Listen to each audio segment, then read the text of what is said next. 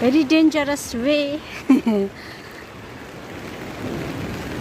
यहाँ चाहिँ पहिरो खसिरहेछ।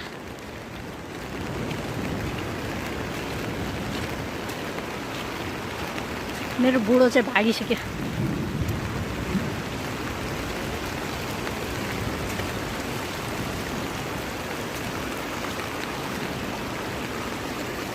आज चाहिँ दिनभरि पानी परेर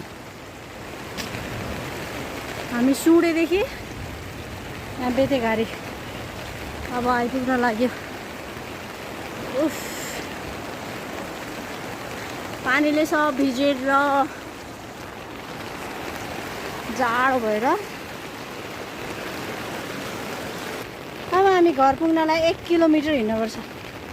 लगभग आज हामी 6 किलोमिटर हिँड्यो होला।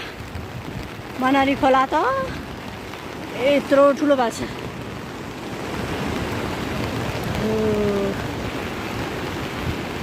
खोला